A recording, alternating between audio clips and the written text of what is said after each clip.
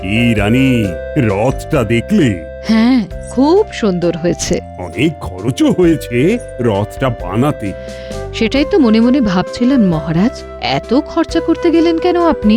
না, ভাবলাম এবারেও আড়ম্বর করেই রথযাত্রা করব। সে না হয় বুঝলাম, কিন্তু মনে আছে তো এবারেও সব প্রজারা খাজনা দেয়নি। হ্যাঁ হ্যাঁ, তার উপর তো আবার ঠাকুরও বানাতে হবে। হাতে বেশি দিন সময়ও নেই মহারাজ। আচ্ছা বলছি, রথযাত্রা যদি আড়ম্বর করে পালন করেন তাহলে সারা গ্রামবাসীকেও খাওয়াতে হবে। ওরে বাবারে, কি খরচ, কি খরচ! সেটা রথ বানানোর সময় খেয়াল রাখা উচিত ছিল মহারাজ। হ্যাঁ, আমার আবার খেয়াল? নিজেই নিজের খেয়াল রাখতে পারি না। আমি বুঝি আপনার খেয়াল রাখি না মহারাজ? আহা, তুমি আছো বলেই তো আমি আছি। তুমি আমি এক মন এক প্রাণে বাঁচি।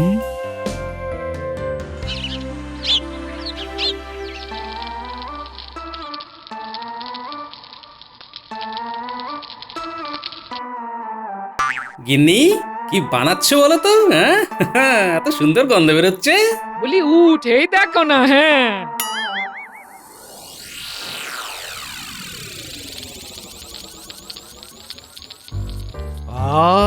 কি গিন্নি, মনে হচ্ছে আজ পাঁপড় ভাজছো? হ্যাঁ, ভাবলাম খিচুড়ি বসিয়ে দিয়ে পাঁপড় ভাজা দিয়ে খাবো। আহাহাহাহাহা! গরম গরম খিচুড়ি খেতে কি স্বাদ! গিন্নির হাতের রান্নার আবার প্রশংসা করতেই হচ্ছে আজ। সকাল সকাল প্রশংসা শুনলে কাজে লাগে না মন, মনে হয় বসে থাকে তোমার পাশে সারাক্ষণ। ভালো বলেছো। তোমার গিন্নি হয়ে এইটুকু যদি না বলতে পারি। ঠিকই তো, না হলে ভাত ডাল খাইয়ে কি লাভ হলো? কি বললে তুমি? এই না না না না, বলছিলাম ভাত ডালে খিচুড়ি হয়। চালে ডালে খিচুড়ি হয়, এখনো শিখলে না? দেখি রথ উপলক্ষে দুদিন ছুটি পাওয়া যায় কিনা। তাহলে তোমায় নিয়ে 2 দিন মায়ের বাড়ি ঘুরে আসবো। আচ্ছা আচ্ছা, দেখি দেখি মহারাজকে গিয়ে বলি। হ্যাঁ,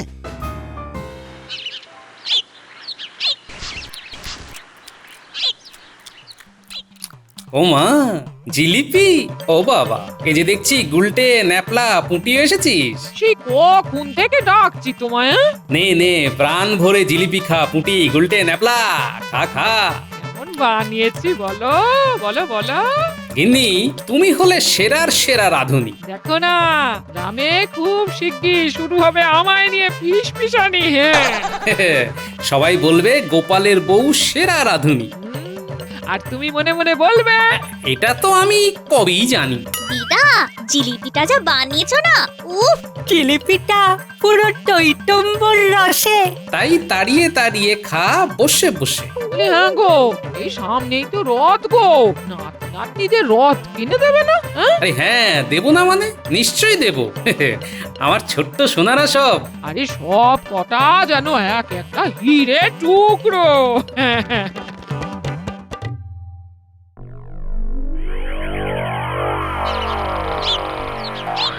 জাহাপানা, ডাকার জন্যে করুন ক্ষমা, একটু উঠুন বসে। কে কে? ও, তুমি? আগে একটা খবর দিতে হয়েছি হাজির। তা কি এমন খবর শুনি যার জন্য তুমি হাজির হলে এক্ষুনি? জাহাপানা, আর ঠিক 3 দিন বাদে রথযাত্রা উৎসবে বলো বলো, থামলে কেন?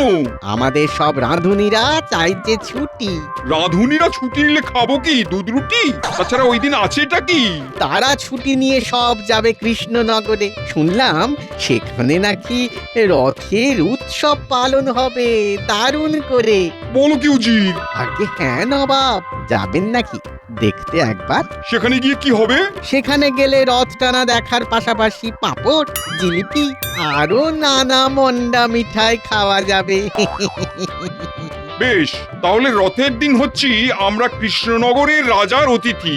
এই খবরটা দিয়ে কৃষ্ণচন্দ্রকে পাঠিয়ে দাও চিঠি। বেশ, তাহলে লিখে দেব, রথের দিনে আপনি, আমি আর আমাদের সকল কর্মচারীগণ আশা করছি পাবো রাজা কৃষ্ণচন্দ্রের সাদর সম্ভাষণ। রাজা পড়বে ফাপড়ে। ঠিক করে আতিথেয়তা না পেলেই করব গোলমাল। কৃষ্ণনগরের পরিস্থিতি হবে টালমাটাল।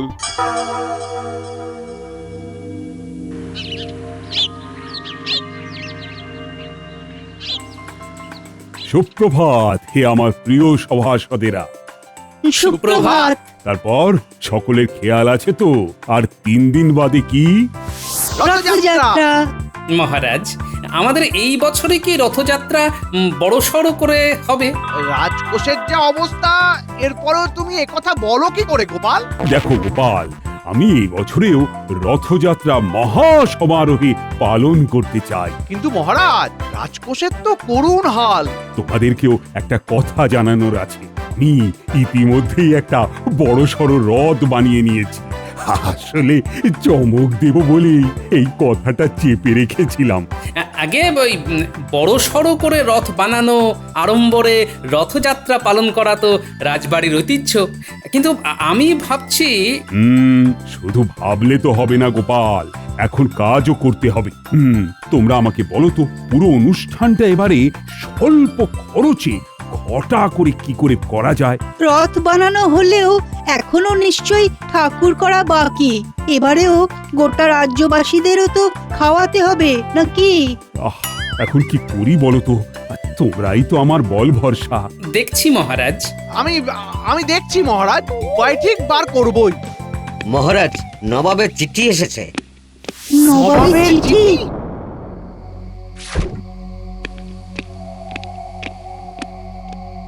চিঠিটা খোলার আগে আমি ছুটির কথাটা বরং মহারাজকে বলি। এই মন্ত্রী, চিঠিটা পড়ো দেখি। মহারাজ, একটা কথা ছিল। তোমার আবার কি কথা মন্ত্রী? আগে মহারাজ, রথের দিন ছুটি নিতে চাই। একটু গিন্নিকে নিয়ে শাশুড়ি মার কাছে যাব। হ্যাঁ, নবাবের চিঠি এসেছে আর তুমি কিনা রথের দিন ছুটি চাইছো? জ্বালা রে বাবা। এই জ্যোতিষী, নবাবের চিঠি খুব একটা ভালো বার্তা আনেনি। কি সর্বনাশ! পড়ো মন্ত্রী, পড়ো। মহারাজ, চিঠিতে নবাব জানিয়েছেন যে তিনি, উজির আর ওনার প্রাসাদের কর্মচারীরা রথের দিন কৃষ্ণনগরে আসছেন। তার মানে থাকবেন? হ্যাঁ। মহারাজ, আপনার সাথে চাষি ভাইয়েরা দেখা করতে এসেছে।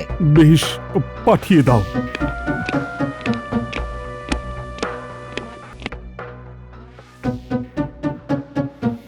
মহারাজ, দেখলাম অনেক বড় রথ হয়েছে, এবারে আমাদেরও একটু দেখুন। মহারাজ, আমরা তো এবারে না খেতে পেয়ে মরে যাব মহারাজ। মহারাজ, জানেনই তো এই কটা মাস না ফসল ফলাতে পেরে আমাদের কি করুণ হাল হয়েছে।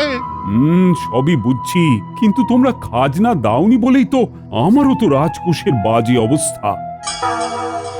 দয়া করে এইভাবে মুখ ফিরিয়ে নেবেন না, আমাদের রোজগারের কিছু একটা বন্দোবস্ত করে দিন মহারাজ, তাহলে আমরাও খাজনা দিতে পারবো। তোমরা শান্ত হও আর এখন যাও, মহারাজ দেখছেন কি করা যায়।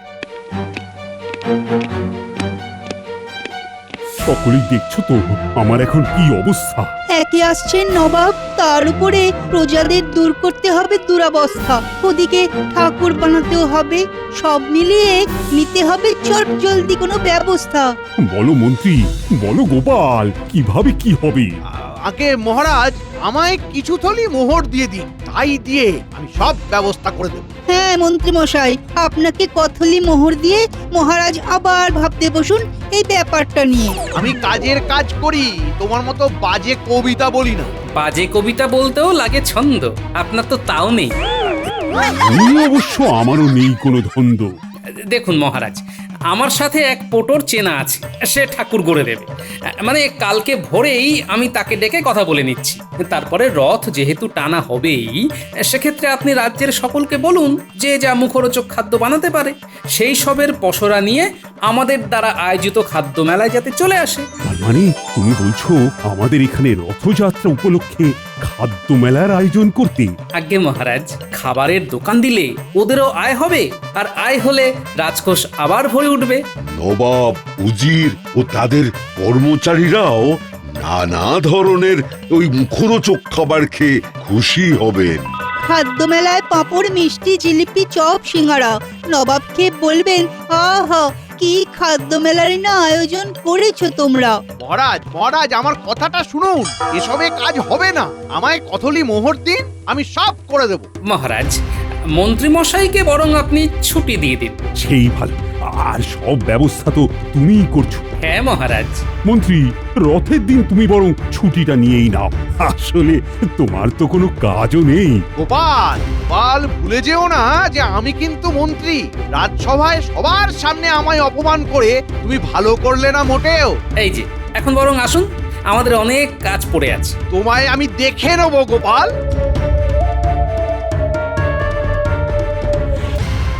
বুঝলে গোপাল, মন্ত্রীমশাই যেভাবে গেলেন তাতে মনে হচ্ছে তোমার কিছু পড়লো বলে।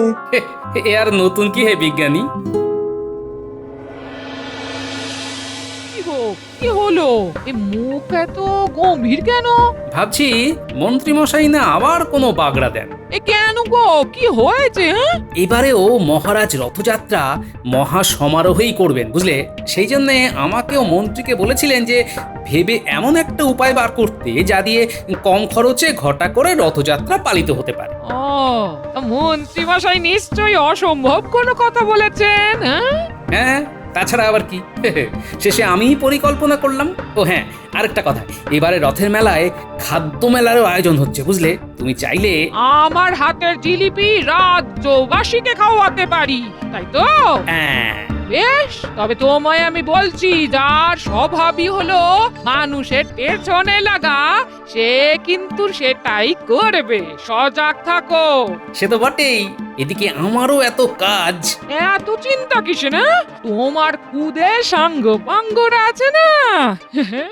হ্যাঁ, ওদেরকেই বলি বরং।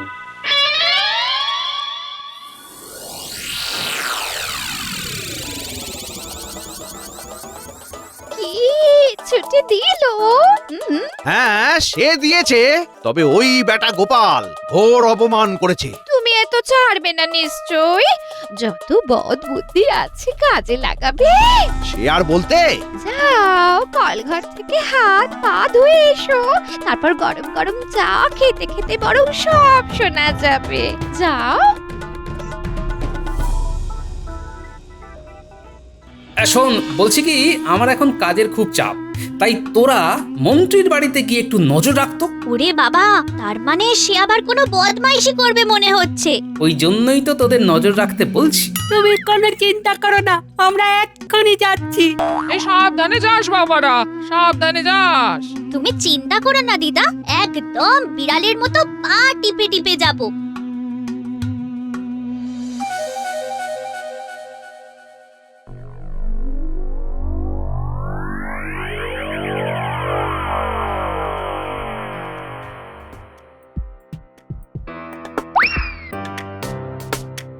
কি করবে, কিছু ঠিক করলে? হ্যাঁ, গোপালকে ফাঁপড়ে ফেলবো। ওটা তো তোমার রোজকার কাজ। আমি বলছি পরিকল্পনার কথাটা। রথের মাত্র 2 দিন বাকি, অথচ বড় সড় রথ তৈরি হয়ে গেলেও ঠাকুর তৈরি হয়নি।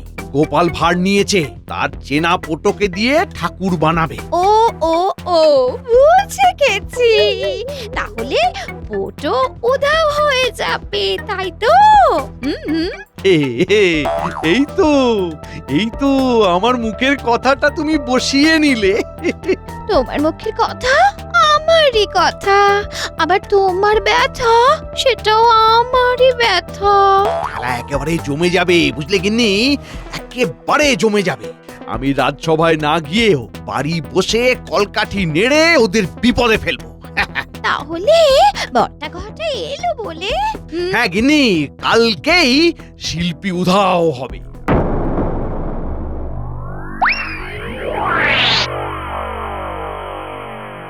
কি বলছিস? পটোকে উধাও করবে বললো? হ্যাঁ দাদু, নিজের কানে শুনলাম। আচ্ছা, তাহলে তো আমায় এক্ষুনি উল্টো কোনো চালের কথা ভেবে রাখতে হচ্ছে। বলি, ছেলে মেয়েগুলো এত যে খাটলো, ওদের কিছু একটা দেবে না? নিশ্চয়ই দেব গিন্নি, আমার খেয়াল আছে।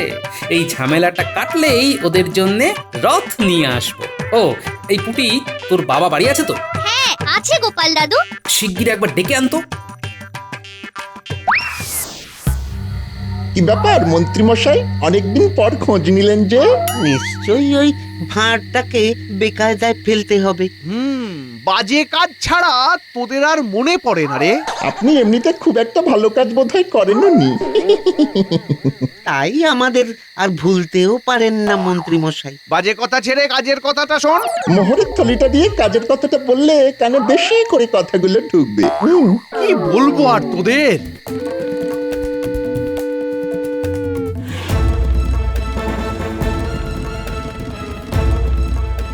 কাজের কথা বলুন মন্ত্রী মশাই, কাজের কথা বলুন। শোন, কালকে ভোর থেকে গোপালের বাড়ির আশেপাশে ওঁত পেতে থাকবি। কালকে সকালে ওর বাড়িতে পোটো আসবে, ওর সাথে কথা বলে যেই পোটো বেরোবে ব্যাটাকে গুম করে নিবি, ব্যাস। পোটো কি গোপালের মূর্তি? যত বাজে কথা, যা বললাম তাই করবি। মনে রাখিস, মোহরের থলি দুখানা মুখ দেখে দিইনি।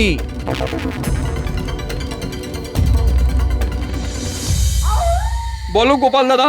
শোনো, রথযাত্রা উপলক্ষে গ্রামে খাদ্য মেলা হবে। সেই মেলায় তোমাদের গ্রামবাসীদের ভিতরে যে যা মুখরোচক খাবার বানাতে পারো সেই সবের পসরা নিয়ে হাজির হয়ে দোকান দিতে পারো। বাহ, তাহলে তো আমাদেরও 2 পয়সা আয় হবে। হ্যাঁ, এই তোমাদের কথা ভেবেই এই সিদ্ধান্ত নেওয়া হয়েছে। তাহলে আমি এক্ষুনি গিয়ে গ্রামে বলে দিই সবাইকে। কাল সকাল হলেই রাজপেয়াদা এসে এই খবরটা সবাইকে দিয়ে দেবে। তুমি এখন আমার সাথে যাবে, তোমার অন্য একটা কাজ আছে। কি কাজ গোপাল দাদা?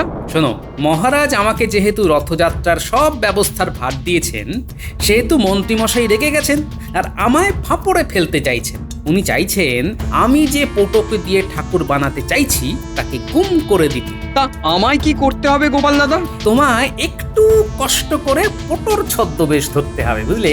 আর একটা দিন বটা ঘটার আস্তানায় থাকতে হবে। আচ্ছা, আর এই সুযোগে তুমি আসল পোটোকে দিয়ে ঠাকুর গড়িয়ে নেবে, তাই তো? হ্যাঁ, একদম তাই। তোমায় ছদ্মবেশ যেটা দিচ্ছি তুমি সেটা ধারণ করে কালকে একদম সকাল সকাল আমার বাড়ি চলে আসবে। আর বাড়ি থেকে বেরিয়েই বটা ঘটার হাতে গুম হয়ে যাব, তাই তো? আমি আসছি তাহলে। গিন্নি, আমি একটু আসল পোটোর বাড়ি যাচ্ছি, বুঝলে? হ্যাঁ, তুমি বরং এক্ষুনি যাও। কাল থেকে তো পুরো নাটক শুরু হবে। হ্যাঁ হ্যাঁ, পুরো আটক নাটক।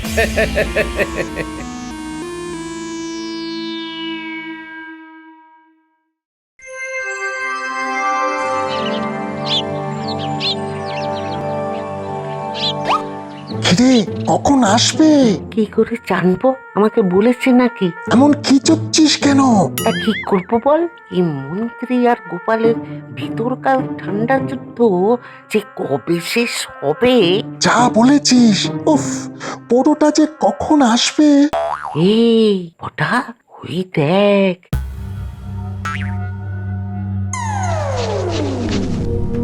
হ্যাঁ হ্যাঁ, গোপালের বাড়ির সামনেই দাঁড়ালো। তার মানে এই সেই ফটো। চল পটা, বেটাকে গলায় গামছা চাপা দিয়ে ধরি। দূর গাদা, গলায় গামছা চাপা না, মুখে গামছা চাপা দিতে হবে।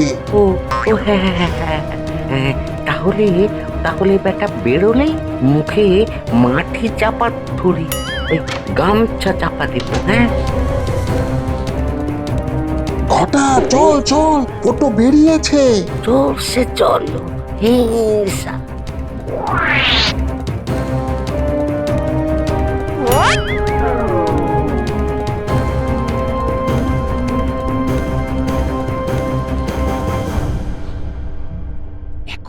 দেখো, ওষুধে কাজ হয়েছে। হ্যাঁ, কার ওষুধ দেখতে হবে তো। আর কাল সবই, এটাও একটা কথা। আর একটু সকাল হলেই রাজপ্রাসাদে ছুটতে হবে। তুমি কি আজই সকলকে এই মন্ত্রী মশাইয়ের বদমাইশিটা বলে দেবে? হ্যাঁ, না, কালকে একদম হাতে নাতে সবাইয়ের সামনে হাটে হাড়ি ভাঙবো।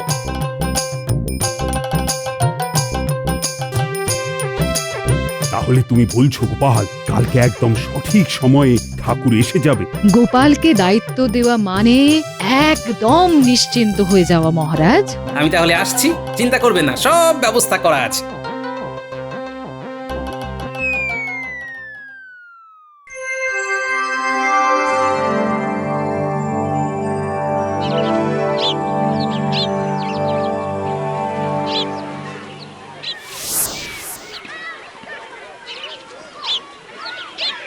কি কৃষ্ণচন্দ্র, টানবে কখন রথ?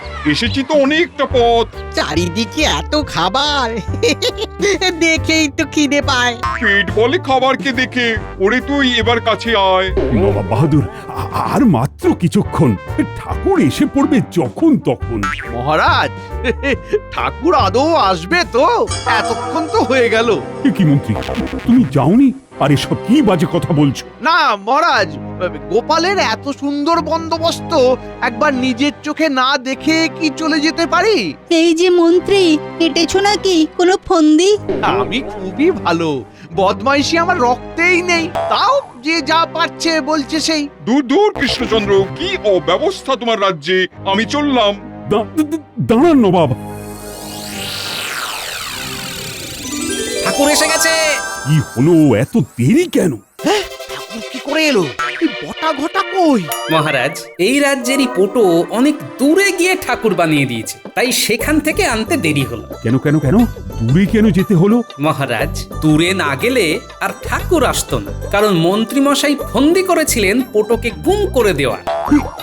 এ কি কাণ্ড! দাঁড়াও মন্ত্রী, তোমার হচ্ছে।